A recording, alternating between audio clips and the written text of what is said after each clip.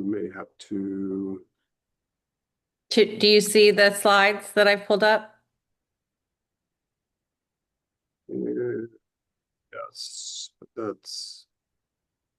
I think we do it. Can I back up? Because I think that's several slides in. Sure.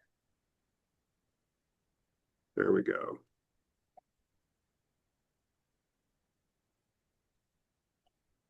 So I don't need to do anything. Yeah, I can just speak from this. Is that what you're saying? Yeah, just go All ahead. right. All right. So I'm going to be very brief on this, but I just want to make sure people have heard some of this information because I don't think it's been widely advertised. So go on to the next slide. So this is the first law of medicine is first of all, do no harm. Next slide. And so in treating patients for this particular situation, we're trying to balance the risk of prematurity to the newborn with any potential harm that could come from treatment. So, for example, in the past, they used to give IV alcohol as a tocolytic, had no benefit, but caused a lot of harm to the patients who got it. So, in terms of progesterone, what do we know? So this intrigued me that this study was done. So progesterone got used quite a bit decades ago. It was used to try to treat people with habitual or threatened miscarriages, preterm labor, treated for uterine cancer, various menstrual disorders. Um, by 1973, it was found to be ineffective for miscarriage prevention, and it was ultimately discontinued in 1999. It often went under the drug name Dellinger. Um, and then subsequently, when these trials came out showing possible benefit for prevention of recurrent preterm labor, it was reintroduced under the brand name Makena as a treatment for prevention of preterm birth up until 2023 when it was banned by the FDA. Next slide. So this team out of Texas and California, they took patients that had received Delalutin back in the 60s and 70s. Next slide. And they found this association with various forms of cancer with patients who primarily got it in the first trimester, but then male offspring who received it in the second or third trimester had an additional cancer risk. Go on to the next slide. So they were able to identify over 18,000 mother-child dyads who had gotten Delalutin back between 1959 and 1966. And then they were able to pair those records with newborn records and follow these individuals basically for the rest of their lives. They looked at the number and the timing of the progesterone injections, and then they linked to the California Cancer Registry. Next slide. They had a total of 1,008 offspring who were diagnosed with cancer. Approximately 1% of the patients were exposed to 17-hydroxyprogesterone in utero.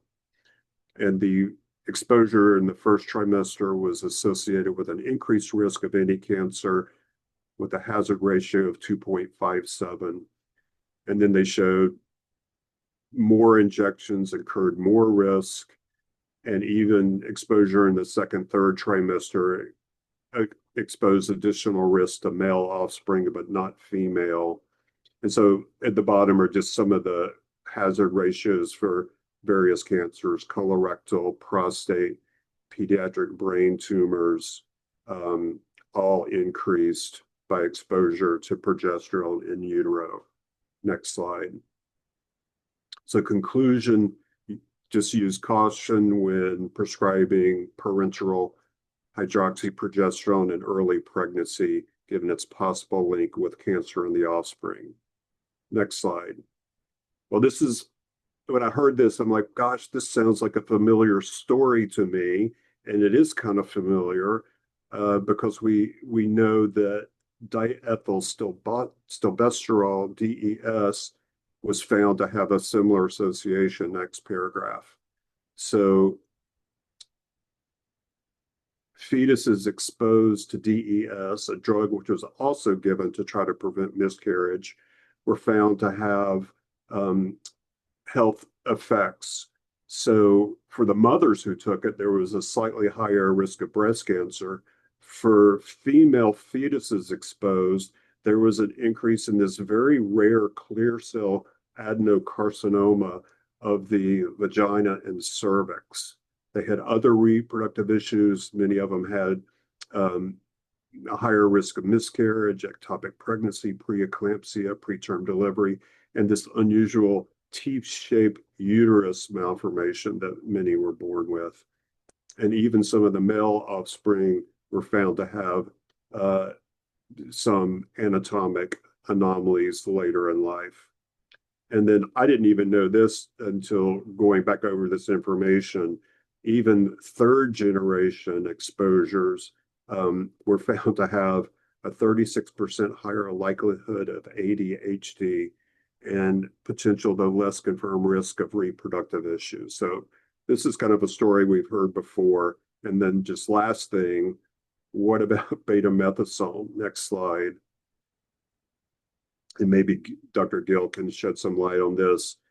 This is a little more tenuous, but there have been some concerns that have been raised about fetuses exposed to betamethasone in utero, not so much for the very premature, but for more the late preterm and term children. There are concerns that it may have had an impact on their neurocognitive and psychological outcomes. There are other studies that have dispelled some of that concern. And so my point is not to suggest, we'll go to the next slide, is not to suggest that we not use any of this other than DES. I don't think anybody's using that anymore, but just to exercise caution, be certain that the indication is there to use the medication, whether it's progesterone. By all means, I'm not saying don't use betamethasone because it's clearly beneficial for reducing morbidity and preterm delivery, but we should probably just keep our ears open looking for further information about this.